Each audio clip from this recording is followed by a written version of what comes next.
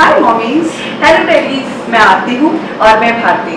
हम दोनों सिस्टर्स हैं और हम जनरली बच्चों से जुड़ी कोई भी जो प्रॉब्लम होती है, उनकी पेरेंटिंग से रिलेटेड कोई बात होती है या उनकी ग्रूमिंग से रिलेटेड कोई बात होती है या उनकी कोई प्रॉब्लम से रिलेटेड बात होती है, उसके बारे में बात करते हैं।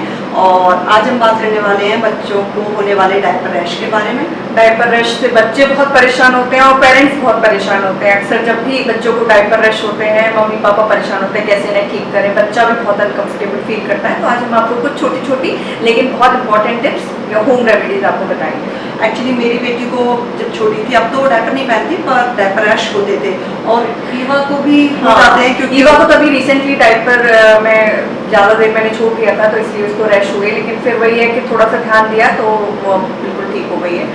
तो जो फार्मूलेज हम बताने वाले हैं, जो होम रेमेडीज़, वो हमारे बच्चों पे बहुत अच्छी इफ़ेक्टिव रही हैं, बहुत अच्छा उन्होंने काम किया है और वो सेफ़ हैं, टॉक्सिन फ्री हैं और उनमें कोई केमिकल्स नहीं है। तो जब कभी भी आपके बच्चे को डायपर रैश होता है तो आप उन पाँचों में से कोई भी होम रेमेडी अप्लाई करिए और आप देखेंगे कि आपके बच्चे को इमीडिएटली डायपर रैश से रिलीफ मिलेगा। और वैसे भी कहते हैं दादी माँ के नुस्खे, नानी के नुस्खे, और बच्चों के लिए हम सोचते हैं, कोशिश करते हैं कम से कम मेडिसिन यूज़ करें। इसलिए घरेलू अगर चीज़ें कुछ ऐसी हैं जिनकी वजह से आप किसी प्रॉब्लम का सोल्यूशन पा सकते हैं तो सबसे अच्छा तरीका होता है। तो आज बच्चों के लिए कुछ ऐसी होम रेमेडीज हम आपको बताएंगे जिनकी वजह से आप डायपर रैश फ्री अपने बेबी को रख सकते हैं।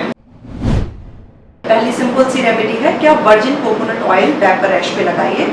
ये बहुत इफेक्टिव है और तुरंत ही से 1-2 घंटे में आराम मिल जाता है। आप डायपर रैश वाले एरिया को क्लीन करिए, क्लीन करने के बाद वर्जिन कोकोनट अप्लाई करिए। वर्जिन कोकोनट ज़्यादा अच्छा होता है क्योंकि वो उसमें प्रिजर्वेटिव्स नहीं होते और डायरेक्ट कोकोनट से निकलता है।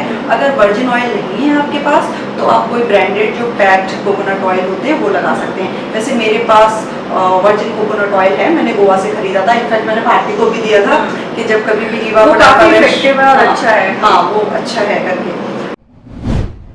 तो कोकोनट ऑयल के अलावा आप घर में ऑलिव ऑयल का भी इस्तेमाल करते होंगे। ऑलिव ऑयल आप बच्चे के डायपर रैश के लिए भी यूज़ कर सकते हैं। कोशिश करिए कि उसमें भी वर्जिन ऑलिव ऑयल का आप इस्तेमाल करें क्योंकि वो ज़्यादा हेल्दी होता है, ज़्यादा अच्छा होता है। तो वो आप डायपर रैश वाली जगह पे लगा सकते हैं। हाँ, ये एक बात हमेशा मेक श्योर करिए कि जब भी आप वो ऑयल यूज़ करें तो बच्चे को पहले प्रॉपरली वॉश कर लीजिए, उसके बाद पूरा अपना ड्राई कर लीजिए उस पोर्शन को, उसके बाद वो ऑयल यूज़ कीजिए। तीसरा, हम सब जानते हैं एलोवेरा जेल कितना इफेक्टिव होता है, कितना सूदिंग होता है। तो अगर बच्चे को डायपर रैश हो रहा है, बहुत क्रैंकी हो रहा है, आप सिंपली घर में एलोवेरा प्लांट है उसका जेल निकालिए और अप्लाई करिए। बच्चे को तुरंत रिलीफ मिलता है, बहुत सूदिंग होता है और उसमें ना कोई केमिकल है, ना कोई उसको लगाने में मेहनत करनी पड़ेगी और बच्चे को इमीडिएटली उससे आराम भी मिलेगा। अगर आप घर में प्लांट नहीं है तो आप मार्केट से भी खरीद सकते हैं क्योंकि मार्केट में भी आजकल अच्छे अच्छे ब्रांड्स के और जो एलोवेरा जेल है वो मिलने लगे हैं, तो आप वो यूज़ कर सकते हैं। लेकिन अगर इन सब के बावजूद आपको लग रहा है कि ज़्यादा डायपर रैश है और बच्चे को प्रॉब्लम हो रही है तो आप तो डॉक्टर से कंसल्ट कर सकते हैं। वो आपको कोई ना कोई डायपर रैश क्रीम जरूर सजेस्ट करेंगे। इसके अलावा एक चीज़ जो मैं हमेशा याद रखती थी, जो नॉर्मली क्रीम्स आती हैं डायपर रैश, वो भी आप यूज़ कर सकते हैं। वो डेली बेसिस पे यूज़ कर सकते हैं। हिमालया, जॉनसन्स बेबी, वो सारी किट में भी मिलती है। जब आपको कोई ना कोई गिफ्ट देता है तो उसमें भी डायपर रैश क्रीम रहती है, तो आप वो यूज़ कर लीजिए। सेवा वॉश की है वो भी आप यूज़ कर सकते हैं और बहुत सारे ब्रांड्स हैं जिनकी क्रीम आती है मार्केट में, तो वो आप रेगुलरली जैसे आप नॉर्मल बॉडी लोशन लगाते हैं उसी टाइप में आप उस क्रीम को डेली डायपर बनाने से पहले लगा सकते हैं। डायपर रैश क्रीम से भी बच्चे को आराम पड़ जाता है।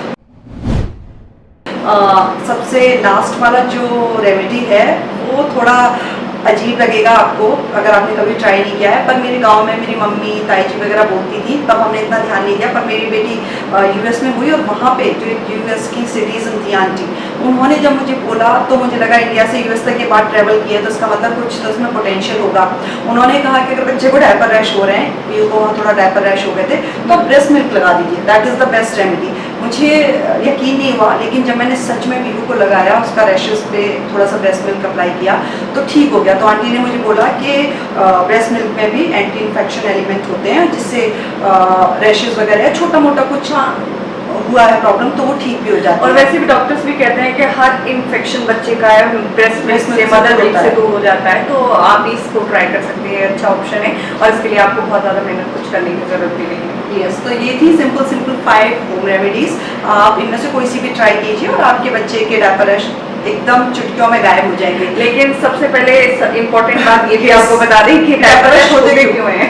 एग्जैक्टली, यस, डायपर रैश होते इसलिए हैं, उसके भी 3-4 सिंपल रीजन है जो आपको बस याद रखने हैं। अगर आप उनको फॉलो करेंगे तो बहुत कम होंगे डायपर रैश। मतलब वीहू को, मेरी बेटी को और वीवा को भी हुए हैं, लेकिन बहुत ही रेयरली होते हैं करके, कि मतलब कभी 4-5 महीने में एक बार हो गए करके।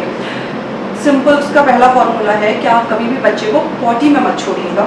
अगर आपने बच्चे को पॉटी में छोड़ दिया या डायपर में छोड़ दिया, पॉटी वाले में या कपड़े में भी छोड़ दिया, तो बच्चे को डायपर रैश होना 100% तय है, मतलब होंगे ही। तो आप उसको कभी भी पॉटी वाले डायपर या पॉटी वाले क्लोथ में नहीं छोड़िए। और दूसरा ये भी है कि अगर आपने जो डायपर पहनाया है उसका साइज भी अगर अलग अलग है, जैसे आपका बेबी मोटा है, आपने छोटा सा डायपर पहना दिया, या फिर बेबी पतला है उसके लिए बड़ा सा डायपर, ओवर साइज आपने डायपर ले लिया, तो या अंडर साइज डायपर खरीदा है, तो उससे भी हो सकते हैं। उससे डायपर रैश भी हो सकते हैं और बाकी की अनकंफर्टेबल बच्चा फील करेगा और भी कहीं रैशेस हो सकते हैं, तो इनसे बचाने के लिए भी आप ध्यान रखें। एक्चुअली ओवर साइज और अंडर साइज में ये है कि ओवर साइज जो होगा तो वो टॉयलेट को या जो भी रिलीज हो रहा है उसको अच्छे से सोक नहीं करेगा, तो रैशेस होंगे। और अगर अंडर साइज डायपर है तो वो रैशेस बनाएगा, जहाँ पे टाइट होगा वहाँ पे इचिंग क्रिएट करेगा, तो वहाँ पे डायपर रैशेस हो जाएंगे। यस, तो इसलिए ओवर साइज या अंडर साइज डायपर ना पहनाएं। तीसरा है, अगर डायपर फुल हो गया है तो उसको टाइमली चेंज करिए। फुल नहीं भी हुआ है तो अगर आप रेगुलर डायपर पहनाते हैं तो 3-4 घंटे में बदलते रहिए। अगर आपने लंबे ट्रैवल में पहनाना है 8-9 घंटे के लिए, तो हर 4 घंटे में 5 घंटे में डायपर चेंज करिए। जब भी आपको लगे बच्चे का डायपर फुल है उस टाइम आप तुरंत उसका डायपर चेंज करिए। जैसे ओवरनाइट ईवा डायपर पहनती है, रात को सुलाते वक्त पहनाया और उसके बाद सुबह जब वो जगी, तो मेरा सबसे पहले यही काम होता है उसका डायपर में चेंज करूँ, क्योंकि वो पूरे रात में वो एकदम फुल हो जाता है। और अगर आपने लंबे टाइम तक उसे छोड़ दिया, बच्चा भी अनकंफर्टेबल फील करता है और रैशेस होने के चांस भी ज़्यादा होते हैं, तो इस चीज़ का बहुत ध्यान रखिएगा। और एक और इम्पॉर्टेंट बात कि जब भी बच्चे को डायपर पहनाएं पहले उसको प्रॉपरली क्लीन कर लें, उसके बाद उसको पूरी तरीके से ड्राई करें। ड्राई करने के बाद कोई क्रीम या पाउडर अप्लाई कर सकते हैं अगर आपको लग रहा है कि हो सकते हैं डायपर या हो रहे हैं तो, और जनरली भी आप यूज़ कर सकते हैं कोई क्रीम, और उसके बाद ही फिर डायपर पहनाएं। ड्राइनेस बहुत ज़रूरी है। जब भी बच्चे को डायपर पहनाएं उसे आपको क्लियरली वॉश करें, ड्राई करें एंड देन डायपर पहनाएं, क्योंकि डायपर में से एयर बिल्कुल पास नहीं होती। अगर आपने गीले में पहना दिया तो मॉइस्चर नमी की वजह से वो और ज़्यादा प्रॉब्लम क्रिएट कर सकता है। एग्जैक्टली, तो आप उस एरिया को ड्राई रखिए। एक और बात, जब अगर डायपर रैश हो गए बच्चे को तो सीक्वेंस चेंज रखना है। एक बार आपको बच्चे को प्रॉपर क्लीन करके पाउडर लगाइए, फिर डायपर पहनाइए। फिर नेक्स्ट टाइम जब आप डायपर चेंज करते हैं तो डायपर उतारिए, एरिया को क्लीन करिए और फिर नेक्स्ट टाइम ऑयल लगाइए।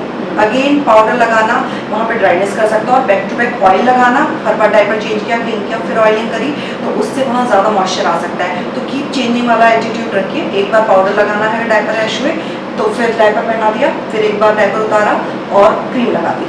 तो ये छोटी छोटी बातें हैं, आप ध्यान रखिए डायपर, क्योंकि आजकल बहुत ज़रूरी हो गया है। बच्चों को हर कोई डायपर पहनाता है, लेकिन उससे जो प्रॉब्लम खड़ी होती है बच्चों के लिए वो भी बहुत परेशान करती है। तो आप इन छोटी छोटी बातों का अगर ध्यान रखेंगे तो आपके बच्चे को डायपर रैश नहीं होंगे।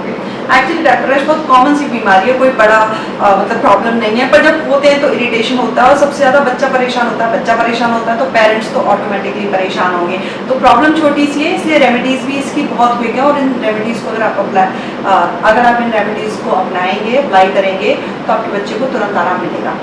तो चलिए आज की इस वीडियो में बस इतना ही। आप अपने और अपने बच्चे का बहुत ख्याल रखिएगा। चलिए, बाय बाय। Bye bye.